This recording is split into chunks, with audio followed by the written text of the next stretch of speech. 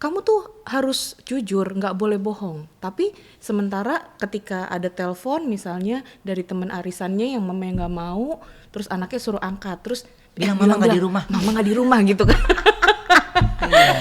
Itu jadi double value kan, jadi double standard. Jadi istilahnya kita jangan cuman ngomong, tapi kita juga nyontohin gitu kan. Kalau dia dicap dirinya anak nakal, maka dia melakukan atau tidak melakukan perilaku yang dilarang itu, dia akan tetap merasa dirinya anak nakal. Nah terus gimana dong orang tua untuk ngebilangin? Bilanginlah atau kasihlah informasi ke anak bahwa perilaku ini nggak benar atau perilaku ini nggak sepatutnya dilakukan. Saya percaya bahwa nggak ada anak yang nakal sih, tapi ya tadi anak belum belajar atau belum terbiasa untuk melakukan perilaku tertentu dengan sesuai gitu. Oke, jadi jangan pernah bilang anak nakal. Intinya mah gitu kan? Jangan pernah bilang anak nakal.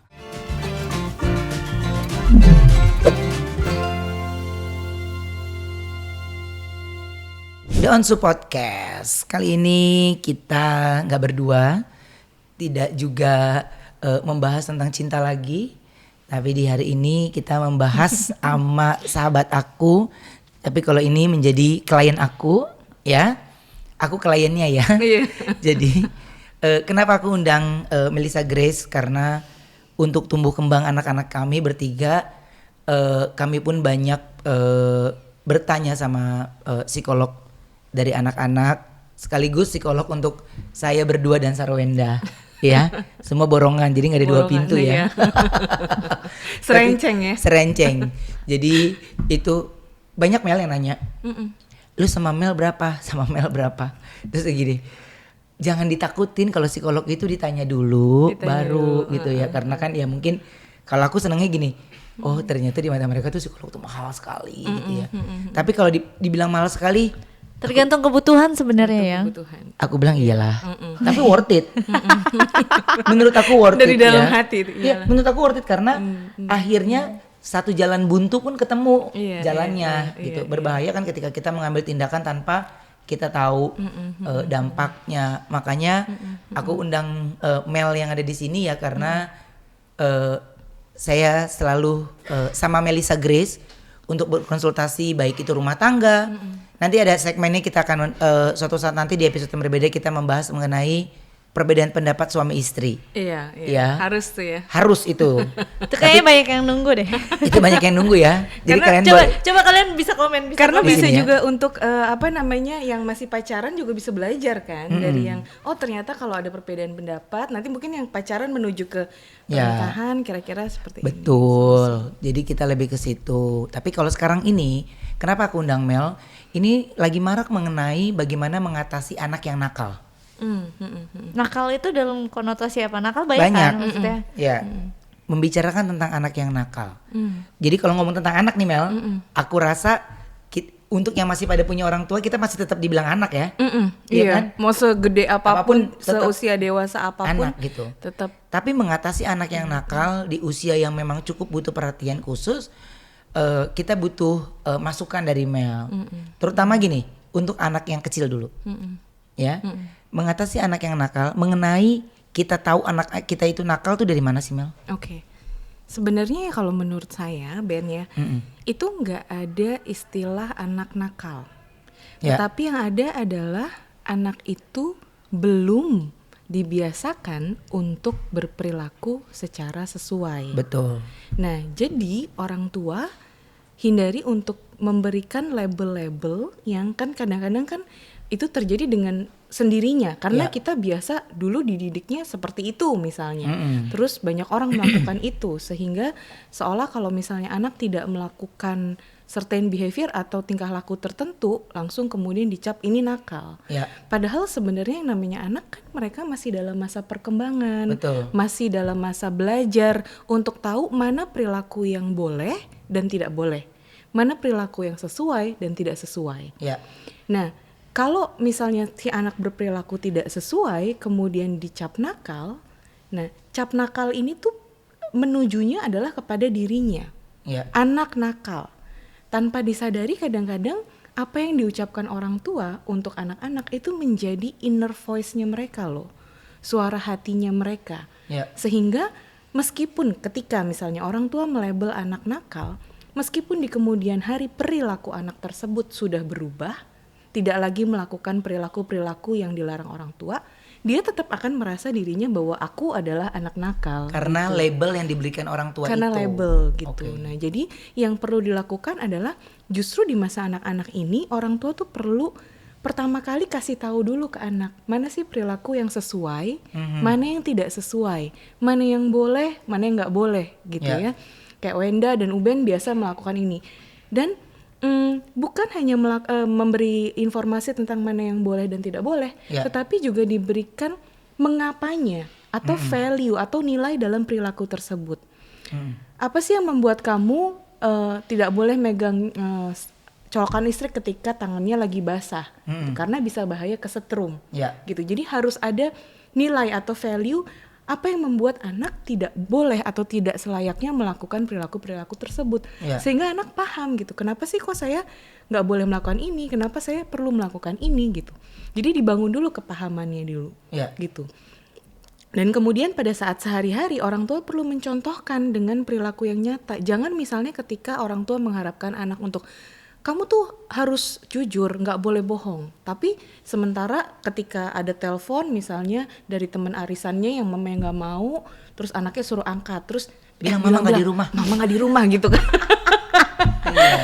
Itu jadi double value kan, jadi double standard. Jadi istilahnya kita jangan cuman ngomong, tapi kita juga nyontohin gitu kan. Exactly. Kita ngelakuin apa yang kita mau anak kita tuh untuk belajar gitu. Jadi sebenarnya gini, sebelum kita jauh lagi, aku ngerti yang dimaksud Mel untuk penonton top saat ini. Yang dimaksud sama Mel ini adalah bagaimana kalau lu mau anak lu benar, ya lu harus contohin dulu. Betul. Iya. Ya kan? Iya. Jadi biasanya terkadang kita sebagai orang tua suka nggak sadar hal kecil yang kita lakukan itu sebenarnya berdampak besar untuk dia. Iya. Ya kan? Iya. Contoh, jadi kalau ditanya nih, saya nih misalnya gini, ngomong sama anak saya, kalau bunda tanya bilang ayo udah makan ya. Iya kan? Itu nggak sadar. Itu nggak boleh kan? Iya, oke. Karena memang belum makan. Iya, ya jadi kan? ibarat artinya itu mesti diperhatikan dengan baik gitu. Jadi jangan cuma minta Tanpa kita sadari tanpa gitu kita kan. sadari. hal kecil itu sebenarnya bisa menjadi ramuan pikiran dia ya. Iya, ketika misal anak dicap, kamu nih emang dasar anak nakal ya, susah dibilangin gini-gini. Nah, sementara nakal atau tidak nakal ini kan tidak bisa dinilai dari satu perilaku aja gitu. Kalau dia dicap dirinya anak nakal, maka dia melakukan atau tidak melakukan perilaku yang dilarang itu, dia akan tetap merasa dirinya anak nakal. Nah, terus gimana dong orang tua untuk ngebilangin? Bilanginlah atau kasihlah informasi ke anak bahwa perilaku ini nggak benar atau perilaku ini nggak sepatutnya dilakukan. Sehingga kalaupun nanti anak itu berubah perilakunya, ya berarti anaknya udah nggak masalah gitu. Beda kalau tadi nakal capnya ke dirinya, padahal yang masalah bukan dirinya tapi perilakunya. Perilaku itu cuma sebagian kecil kan dari orang baik bisa lo melakukan perilaku yang sometimes kurang baik. It's very normal gitu, sangat manusiawi gitu. Kita bisa khilaf gitu ya. Begitu juga orang yang dianggap tidak baik, nggak sepenuhnya dia hitam gitu hidupnya. Bisa juga dia ternyata berbuat baik untuk keluarganya gitu. Jadi fokuslah untuk orang tua memberikan pendidikan bagi anak untuk fokus ke perilakunya, bukan ke capnya sebagai pribadi. Oke, bukan hanya fokus ke sekolah doang ya. Oh iya dong. Tapi perilaku itu penting juga. Karakter. Karena perilaku yang kita berikan ke anak ini menentukan karakternya ke depan. Iya benar. Gitu kan maksudnya. Makanya kan kenapa nih ayah dan bunda ini jadi banyak fansnya dari segi orang tua. Kenapa? Karena yang ditekankan juga karakter. Karakter itu kan yang selalu muncul di podcast dan tayangannya The Onsu gitu. Jadi bagaimana perlu anak ini dilatihkan untuk berperilaku yang sesuai tanpa teriakan, tanpa bentakan, tanpa ancaman ya, tanpa nakut-nakutin gitu. Tanpa bentakan, satu-satu kita bahas ya. Kalau tanpa bentakan itu dampak ke anak itu sebenarnya berbahaya sekali, Mel. Iya dong, misalnya kita mengatakan kepada anak bahwa kamu bisa nggak sih, nggak usah teriak kalau pengen sesuatu, tapi kitanya teriak.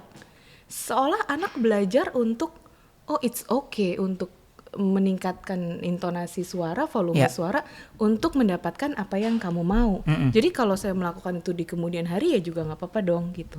Atau simply secara sederhana anak belajar dari meniru. Biasanya kalau anak-anak kecil ya karena mereka perkembangan kognitifnya masih dalam masa perkembangan, mereka niruin apa yang mereka lihat. Jadi kalau banyak orang berteriak di rumahnya, ya mungkin mereka akan menggunakan cara itu untuk mendapatkan apa yang mereka mau. Bukan karena mereka nakal, bukan. Tapi karena mereka cuma belajarnya itu gitu loh. Jadi kayak misalnya kita ada tombol nih merah, kuning, hijau. Kita nggak tahu nih tombol merah apa, kuning apa, hijau apa.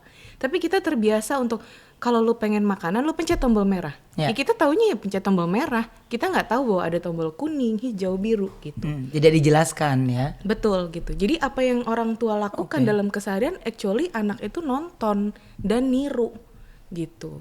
Tapi kan kalau misalnya ngomong gitu sama anak, kadang kan kita juga ada waktunya kita nggak sadar.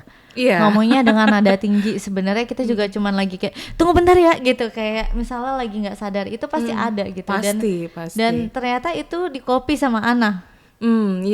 Nah makanya orang tua juga perlu menyadari kondisi psikologisnya gitu kan.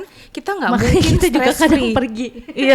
Karena kita perlu konsultasi karena kita sebenarnya. Itu sebenarnya yang saya lakukan bersama Sarwenda karena concern banget mengenai tumbuh kembang ketiga anak kami, dan apalagi kita masing-masing ya, terutama saya yang punya kegiatan yang jauh lebih banyak. Sangat ya. stressful, jadi ketika sudah masuk ke rumah, rohnya sudah tidak boleh dibawa lagi di luar. Jadi ketika di sini ya ketika ada anak ya sudah harus apa yang lagi mereka, padahal hati lagi gimana gitu ya. Tapi anak lagi ngajakin main lari-lari itu mau nggak mau kan kita ikutin ya. Tapi karena saya berpikir untuk masa depannya dia, jadi tidak mau menanamkan bibit yang kurang baik di hari itu gitu. Ya karena kan ini mereka selama tumbuh kembang kan ini kan kita lagi nabur bibit yang baik-baik ya. Betul. Untuk dia, bukan berarti kita orang baik enggak, tapi kita lagi mencontohkan bagaimana kita berusaha mencontohkan memberikan yang terbaik untuk anak, sekalipun capek dan sebagainya. Banget. Sekalipun kadang kita sebagai orang tua ataupun manusia kadang juga lupa dan kita nggak sadar juga kita melakukan hal yang kayak pas udah anak niru gitu baru ngeh, ini belajar dari mana ya? Nah kalau seperti itu, ketika itu terjadi sebenarnya it's okay untuk orang tua untuk berdiri di posisi yang sejajar matanya dengan anak dan minta maaf langsung seketika itu juga, bahwa maaf bunda atau ayah lagi stres banget sama pekerjaan nih, lagi banyak kesibukan, jadi tadi tanpa sadar intonasi suaranya naik, maaf ya kalau itu jadi nyakitin kamu. Dan jadi yang paling penting yang paling penting orang tua mau minta maaf. Iya betul, kalau melakukan kesalahan karena kan itu juga ngajarin pada anak bahwa nggak apa-apa untuk melakukan kesalahan selama kamu punya niatan baik untuk memperbaiki itu. Gitu. Jadi ketika kita sadar atau seseorang sadar dirinya melakukan kesalahan, bukan berarti dia melakukan sesuatu yang buruk, tetapi justru bahwa dia ada kesadaran bahwa dia bisa berbuat yang lebih baik dari itu. Gitu. Aku sih setuju banget itu Melna. Terus ibarat artinya gini kan, ngecap ketika anak nakal itu kayaknya ke mindset di pikirannya dia sih kurang baik. Iya. Kurang baik. Salah satu contoh, sampai aku sekarang ini usia aku berapa nih? 38 berapa sih gue? 83? 38 ya. Tahun ini berarti 38 ya. Umur gue juga berapa? Jadi saya itu anak yang dari kecil sudah dicap sama orang tua saya itu adalah anak membawa sial. Karena lahir di tanggal yang gak bagus. Saya lahir di jam dimana orang tua saya papa saya lagi nggak gajian. Makanya dari semua kakak beradik saya itu semua lahirnya di dokter dan rumah bersalin. Kalau saya itu lahirnya dibantu bidan di belakang rumah. Jadi di situ saya udah dibilang lo bawa sial.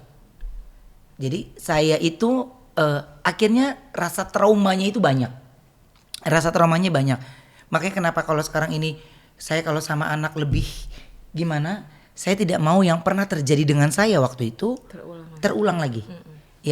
Tapi untungnya saya tahu dan saya kontrol. Tapi tidak membuat saya menjadi marah dengan masa lalu. Itu yang makanya pernah ada podcast saya dengan keluarganya Onyo. Itu akhirnya ya karena dia harus sudah mulai berdamai dengan masa lalu. Gitu. Meskipun kalau itu butuh proses ya. Butuh proses. Nah, mumpung Onyo ada ayah dan bundanya yang mau mengarahkan, jadi harus dia lakukan dari sekarang. Karena kalau saya kan ketika berdamai dengan masa lalu ketika udah sukses.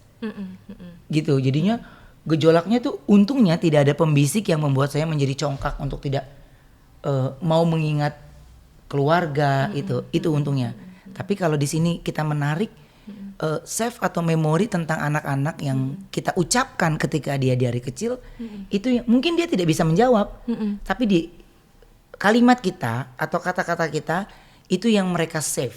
Iya, itu yang mereka simpan. Dan jadi dicerna sama voice, mereka, suara hati. Jadi seolah-olah mungkin ketika misalnya tadi dalam kasusnya Uben dikatakan begitu, apa sih yang Uben rasain? Pasti nggak nyaman ya. Nggak nyaman. Pasti ngerasa emang aku bisa milih tanggal lahirku kapan, pas kapan situasinya, kan itu kan bukan ada di dalam kendaliku gitu.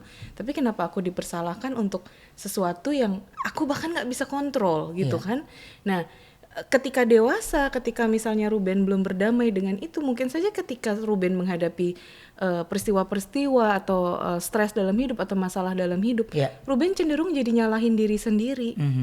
Kenapa? Karena ada keyakinan yang tidak disadari bahwa ya mungkin benar kali ya aku begitu gitu. Padahal itu tidak ada hubungannya sama sekali. Dan itu di luar kontrol kamu, kendali kamu. Kita nggak ada yang bisa milih, kita lahir mau jadi perempuan atau laki-laki, atau lahir tanggal dari berapa, jam berapa, lahir gitu kan. dari rahimnya siapa kan nggak bisa pilih. Lahir dari keluarga yang bagaimana kita nggak bisa pilih. Tapi itu yang akhirnya makanya saya dan istri saya itu sepakat mengenai kita datang ke tempatnya Mel untuk konsultasi. Appointmentnya juga susah ya Donsu, ini jadwalnya ampun-ampun psikolog ini. Tapi karena kami sebagai orang tua muda ini penting pengetahuan mengenai edukasi untuk anak, itu yang kita perhatikan banget kan Mel. Makanya ketika ada perubahan atau kata-kata perbendaharaan kata baru yang diucapkan oleh Thalia, pasti Wenda WhatsApp kamu kan? Iya, termasuk Mel, anak aku gini, kok gini gitu kan? Termasuk waktu itu ada silent crying. Dia kayak di film Korea. Tiba-tiba nangis dong Cici. Jadi Cici lagi main piano. Tiba-tiba dia meneteskan air mata. Panik emaknya. Ini seperti drama Korea ini. Iya. Bener-bener lagi main piano, dia nangis gitu. Kenapa? Enggak apa-apa. Kan kita jadi makin panik. Jadi dia ngerasa sedih sendiri gitu. Iya. Tapi ternyata habis ngobrol sama Kamel nggak kenapa-napa dong. Iya karena. Tapi ya itu anak. Mungkin mereka bisa merasakan, tapi mereka belum bisa menamai dan emosinya. mengungkapkan gimana gitu. Jadi kita sebagai orang tua, maksudnya aku kan juga sama Bensu masih selalu belajar gitu. Dan kita pun perlu kayak stress relief lah istilahnya. Kita juga tanpa disadari kita sebagai orang tua pun pasti ada tingkat stresnya masing-masing. Tapi kita nggak menyadari gitu. Dan bukan berarti kita ke psikolog itu kita pasti ada masalah, tidak. Itu lebih baik mencegah dibandingkan mengobati. Betul. Jadi karena kalau kita mau menjadi orang tua atau menjadi orang yang sehat, menurut aku pikiran kita sendiri itu harus jernih. Jadi energi yang mengalir ke anak juga positif gitu. Jadi kalau akunya sendiri udah complicated, pasti ke anak ngaruh gitu. Jadi makanya aku juga kadang perlu konsultasi untuk menjernihkan pikiran aku sendiri dulu, baru aku bisa kayaknya menghandle semuanya dengan jernih juga gitu. Oke. Nah ini kita balik lagi mengenai anak nakal. Ini banyak yang orang tua akhirnya mereka lebih main tangan, ya, anak nakal. Tapi terus yang kedua mereka lebih kasih hukuman, ya. Tapi kalau kasih hukuman tuh boleh nggak sih? Ya, karena menurut aku terkadang ya emang dia perlu tahu ketika dia melakukan kesalahan dia ada hukuman. Kayak Cici baru banget tadi dia nanya, hukum itu apa sih apa sih Bunda hukuman? Ya ketika punishment, ketika yuk melakukan kesalahan, ketika Cici melakukan kesalahan kayak orang ada yang masuk penjara. Kan main monopoli kan dia, makanya tahu penjara gitu. Jadi kenapa? Karena dia melakukan sesuatu hal yang tidak baik, aku bilang kayak gitu. Jadi ada hukumannya. Kenapa kadang Cici melakukan kesalahan itu ada hukumannya supaya Cici bisa menjadi lebih benar gitu loh. Jadi bukan berarti hukumannya, tapi hukuman apa dulu mungkin ya. Bahasanya bukan hukuman, tetapi penguatan, apakah itu positif pelajaran ataupun negatif. Jadi konsekuensi, anak diajarin untuk belajar menerima konsekuensi dari perilakunya. Karena kalau di psikologi ini, hukuman itu tidak terbukti mengurangi efek perilaku. Contohnya orang yang pernah masuk penjara karena urusan narkoba, besoknya bisa masuk lagi, besoknya bisa masuk lagi gitu. Jadi dalam arti hukuman itu tidak serta-merta menjamin bahwa perilakunya akan berubah kemudian hari. Jadi anak perlu memahami dulu, apa sih ini value atau nilai perilaku ini buat saya, dan apa yang membuat saya perlu untuk taking the consequences gitu. Jadi yang Wenda lakukan itu sebenarnya adalah memberikan konsekuensi ya. Tentunya bukan create punishment atau hukuman. Kenapa? Ketika kalau kita dihukum rasanya apa sih? Sebel kan ya? Marah ya? Pengen balas dendam atau mungkin gak terima. Nah itu anak juga bisa merasakan itu. Tetapi berbeda dengan konsekuensi. Konsekuensi tetap ada. Nah gimana cara konsekuensi itu dilakukan? Konsekuensi dilakukan dengan mengambil sesuatu yang bisa, salah satunya dengan mengambil sesuatu yang misalnya menyenangkan buat anak. Contoh, waktu bermain. Waktu bermain gadget misalnya sehari 2 jam. Oke, karena kamu melakukan kekeliruan ini, Bunda jadi ambil ya, kurangin ya waktu bermain kamu, tadinya 2 jam jadi 1,5 jam gitu. Ini adalah konsekuensi dari perilaku. Bunda pengen kamu tahu bahwa ketika kamu melakukan perilaku yang keliru selalu ada konsekuensinya. Begitu. Oke, jadi secara garisnya menurut aku gini, singkat dibuat simpelnya adalah mengganti kata hukuman. Betul. Iya, ya? Dengan konsekuensi dari perilaku. Iya. Kenapa? Dan dijelaskan. Betul, karena ketika gini, kata yang kita pakai untuk bicara kepada anak itu penting. Misalnya bermain kata ya. Jadi kata yang kita pakai untuk kita sendiri juga. Kalau misalnya kita dibilang, oke, untuk perilaku ini lo dihukum, belum tahu nih hukumannya apa, tapi yang ada udah sebel duluan kan. Kenapa sebel, marah, deg-degan itu bikin situasi yang gak nyaman. Nah, tapi kalau karena perilaku ini, pertama tanyain dulu kepada anak, apa yang ngebuat kamu ngelakuin perilaku ini? Padahal kamu udah tahu ini nggak seharusnya dilakukan. Dia menjelaskan gini-gini, kita coba untuk memahami dari sudut pandang anak.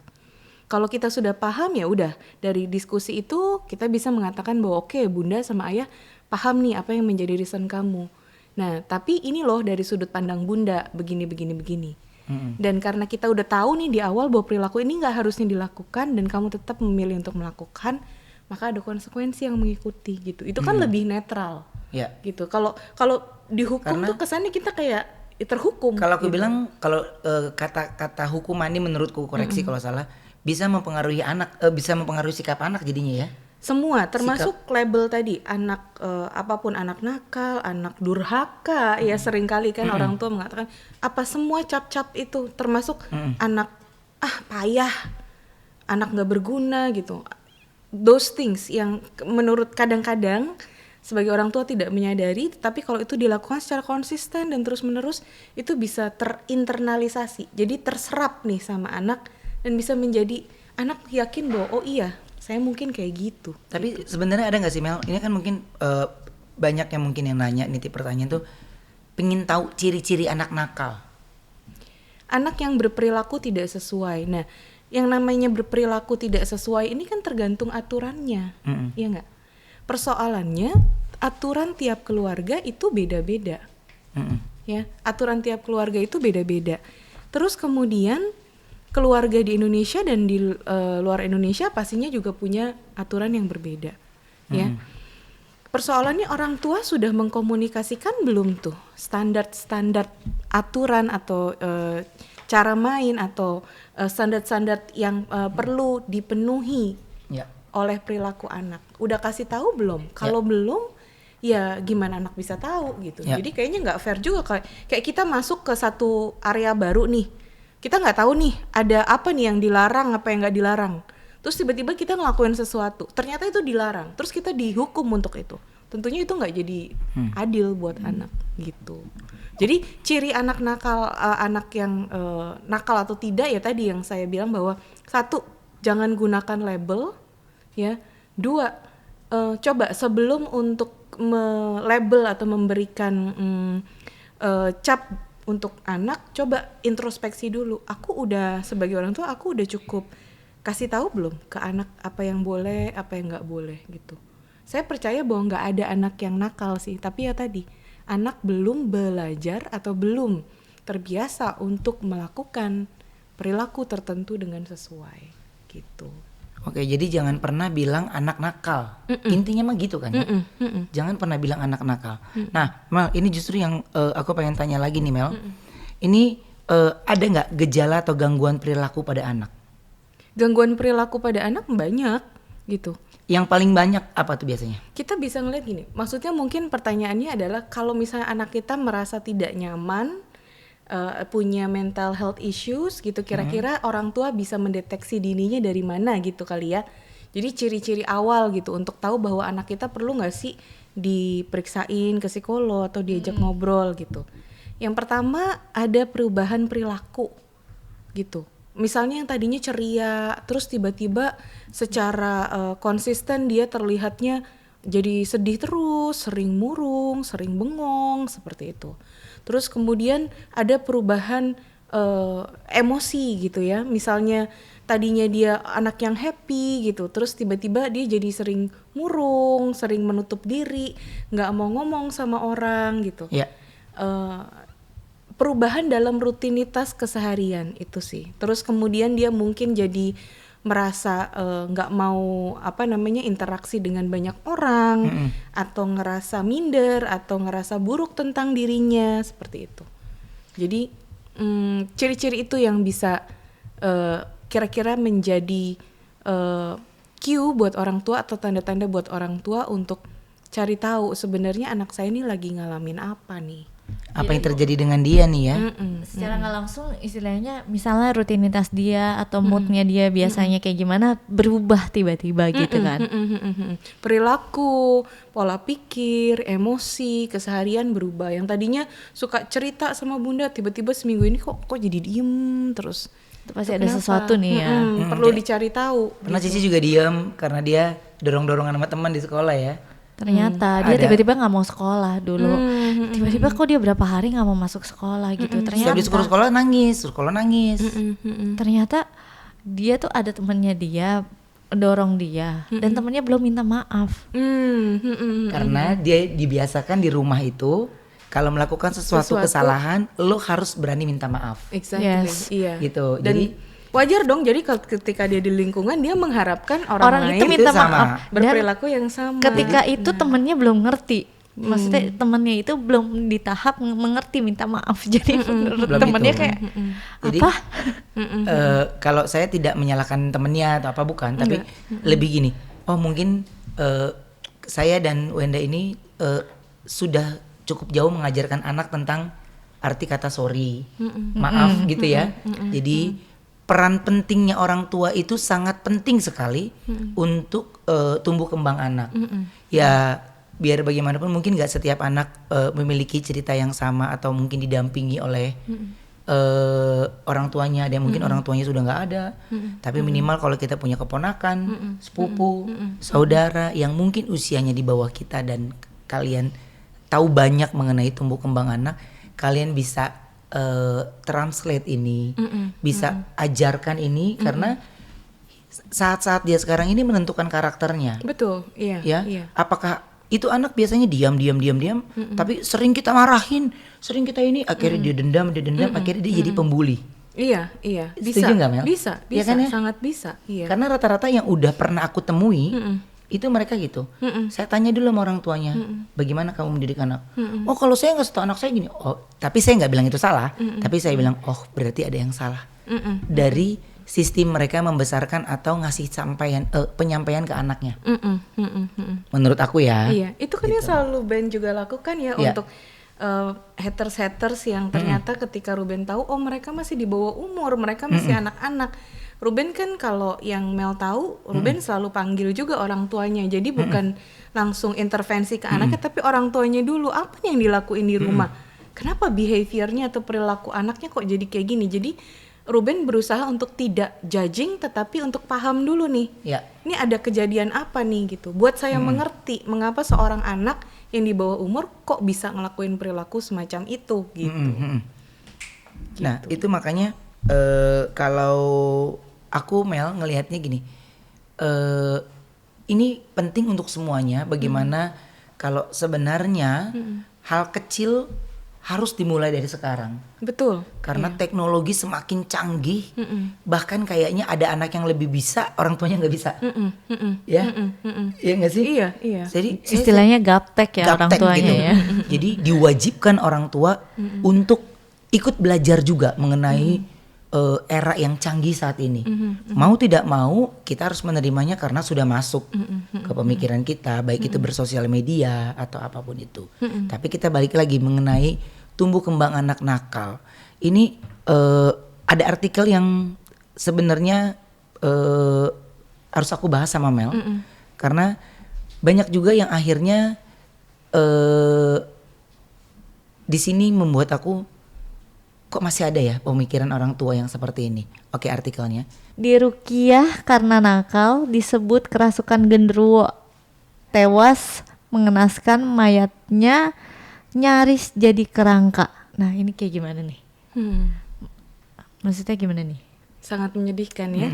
Masih ada kejadian seperti itu ya. Ini kemungkinan besar karena orang tuanya juga kurang wawasan luas bagaimana sih parenting itu. Makanya setiap orang mungkin bisa jadi ibu dan bapak, tetapi tidak setiap orang bisa jadi orang tua gitu. Karena untuk jadi orang tua tuh butuh komitmen, tenaga, energi, tanggung jawab, dan mau belajar dan belajar lagi dan belajar lagi. Sebenarnya kalau dibilang parenting itu sangat luas dan sangat complicated. Sangat complicated. Jadi bukan tentang bagaimana supaya anak nurut, enggak seperti itu, tetapi bagaimana berkomunikasi dengan anak tanpa juga kemudian jadi menyakiti anak. Ini kan sebenarnya kalau kita lihat dari artikelnya seolah seperti ya gimana sih jalan cepatnya aja deh, udah jalan singkatnya aja supaya anakku bener gitu ya. Kalau dilihat dari sekilas dari artikelnya ya, mungkin juga orang tua punya pemikiran yang berbeda. Saya juga nggak tahu ya, karena kan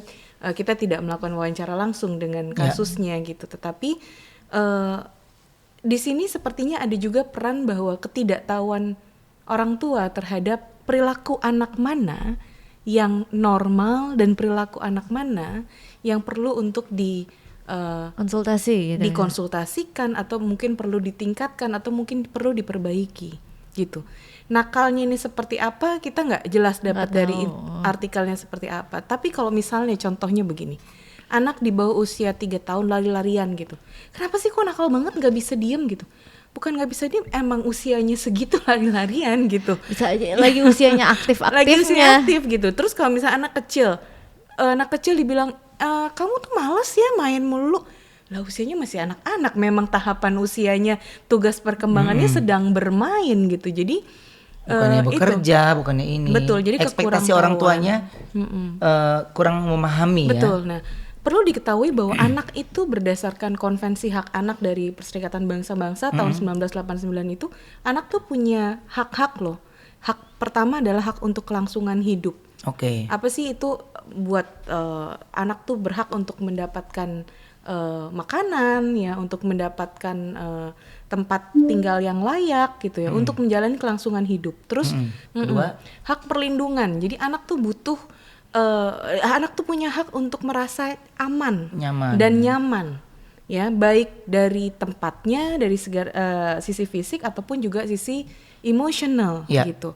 Terus kemudian hak untuk tumbuh kembang. Nah, di tumbuh kembang ini anak berhak untuk dapat pendidikan, untuk dapat rekreasi, untuk bisa terjamin kesehatannya gitu. Terus kemudian hak untuk berpartisipasi ya. Jadi anak ini juga punya hak sebenarnya untuk menyuarakan suara mereka, untuk menyatakan dirinya, untuk mengekspresikan perasaannya gitu. Ketika dia lagi sedih, dia boleh gitu untuk ngomongin. Atau ketika orang tuanya lagi punya rencana untuk melakukan sesuatu, anak boleh untuk berhak untuk berpartisipasi di dalam proses tersebut gitu. Jadi ada tadi hak untuk kelangsungan hidup, hak untuk tumbuh kembang, hak untuk perlindungan gitu, dan hak untuk partisipasi. Itu secara klaster besar, kelompok besarnya gitu.